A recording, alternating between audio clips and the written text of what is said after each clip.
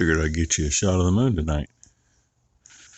Clouds are around it, but stars are out. Cooling off pretty decent, not too bad yet. It's probably mid-30s, I suppose. I would imagine. I think we're supposed to be like 28 or something. Whatever they say they'll be in town, we'll be 3 to 5 degrees cooler.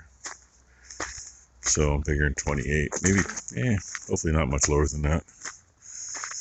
Get down to about 26, and then I gotta finish shutting water off. Cows will drink enough that it doesn't freeze until we get down to that low.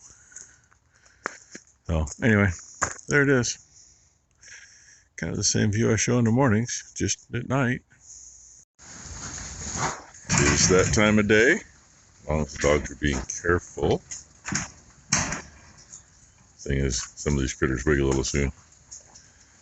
It's like the dogs are way behind them. Except for Red, he's always got to get in front of them. And being chilly, notice some of them kicking up their heels. It's a nice brisk morning. 27 degrees. And dang, I was really hoping they were going to leave enough in here to get by another night. But ain't no way that's going to do it. Oh well, just what it is. So, anywho, I showed you the moonrise last night.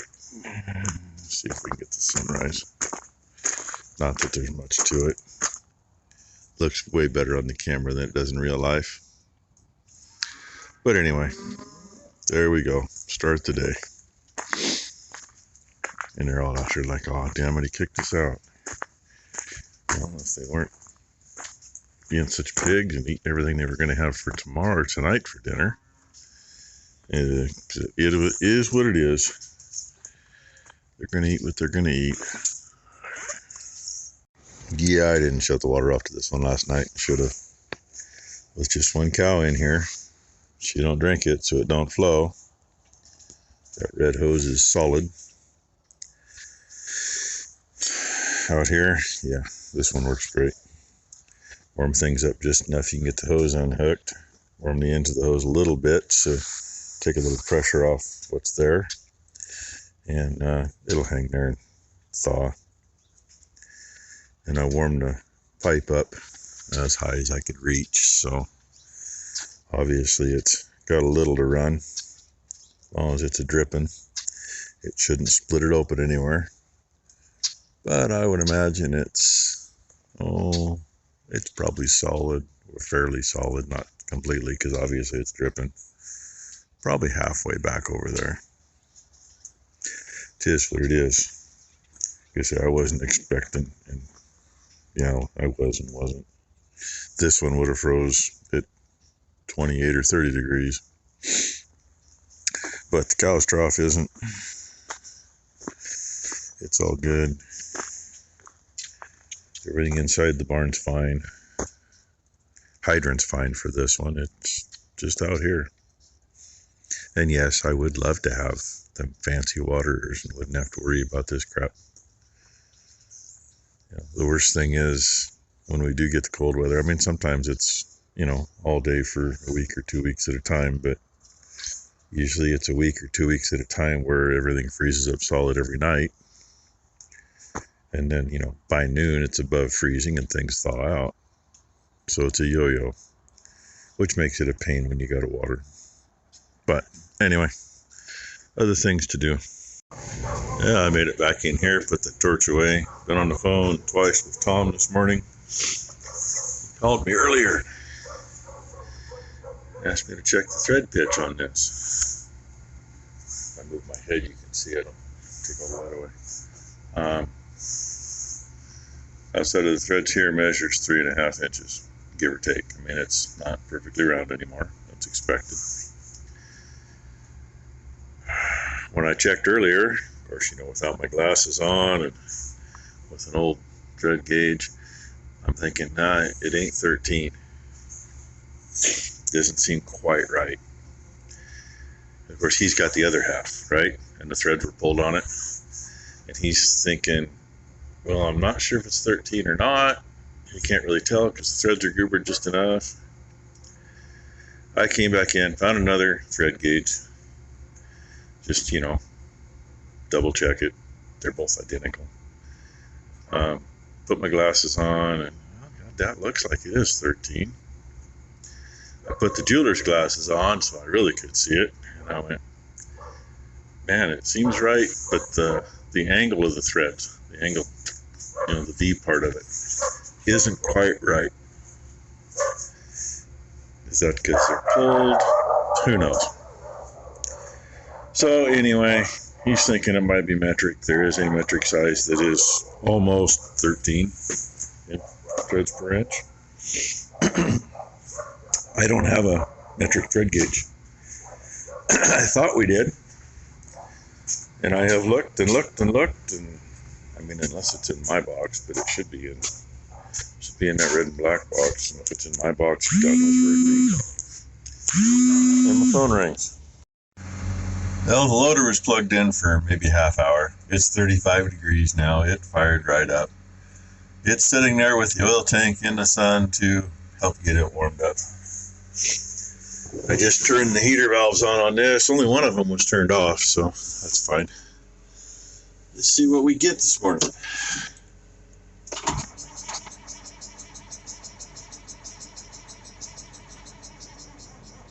Uh-oh. That's no bueno.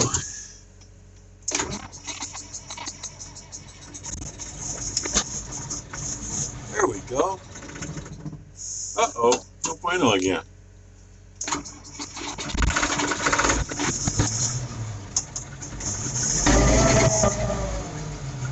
That's kind of how she started yesterday. Yesterday? Yeah. Because we had to get service truck out. Fired and quit. It's not supposed to do that.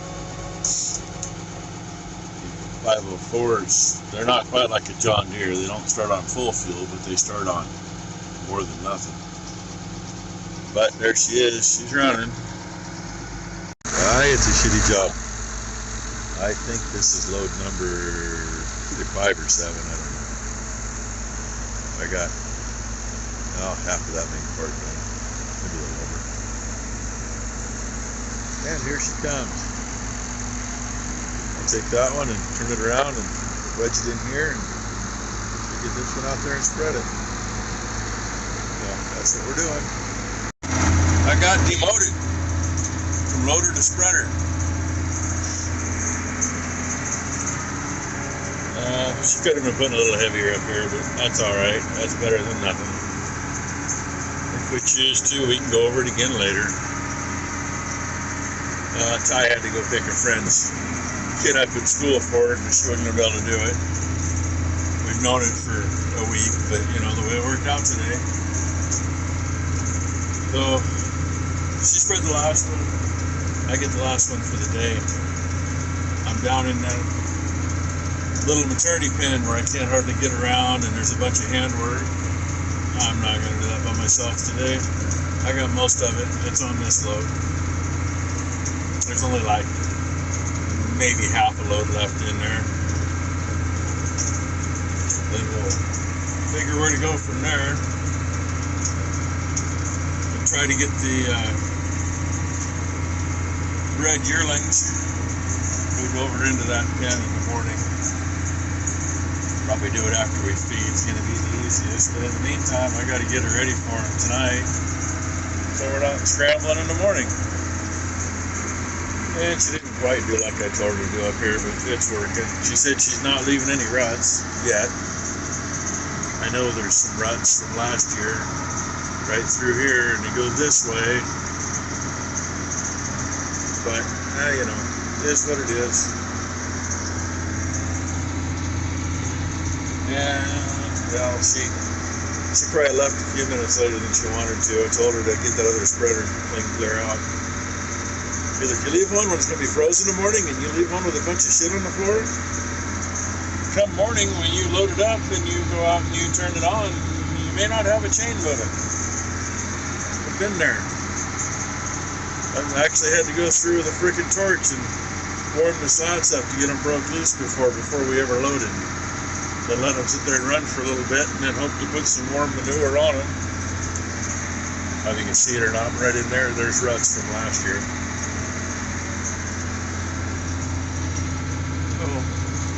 So, anyway, Nancy's making a mess getting up here too, but not near as bad as it could be. And here's what I absolutely love about this spreader.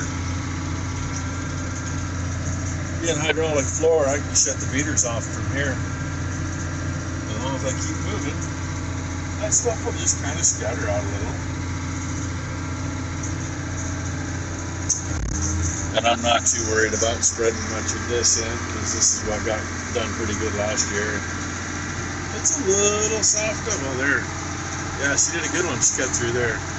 That would be a soft spot. I'm just going to keep her straight and cut through it. At least the ruts I just put in are the same direction we worked when we're making hay and spreading fertilizer and everything else.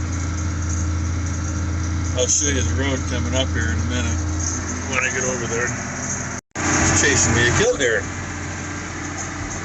Obviously they're still here. So yeah, here it is.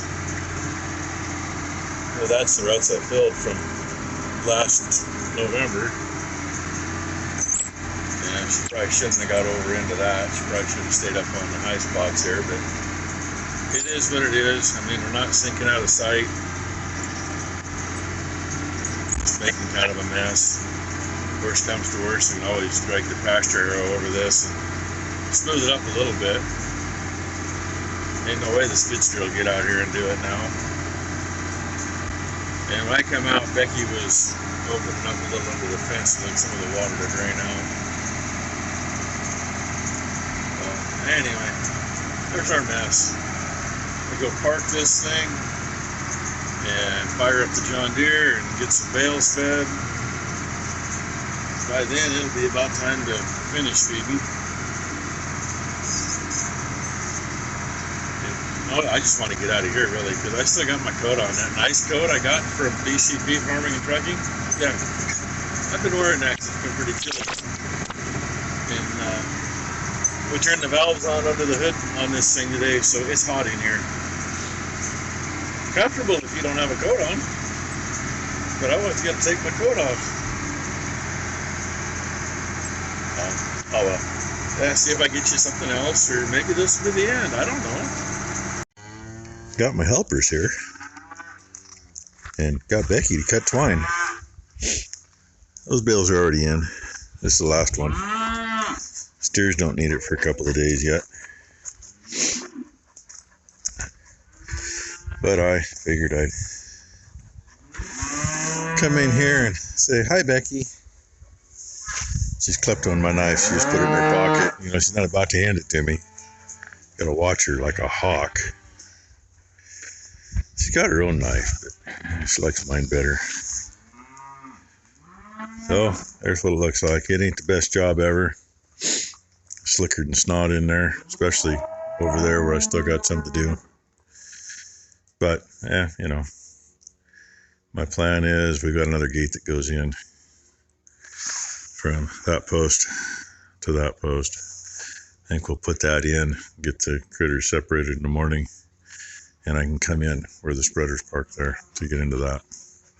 That's kind of my plan. Whether it's going to work that way or not, I don't know. And had to put our spare trough in here, because the other one did the same thing that the other one like it did. I can show you. I have the capability to do that. I don't like the black Rubbermaid troughs. They're too hard to material and they crack. But, you know, that's what Dad got last time he got troughs. We've got one we already threw in the garbage.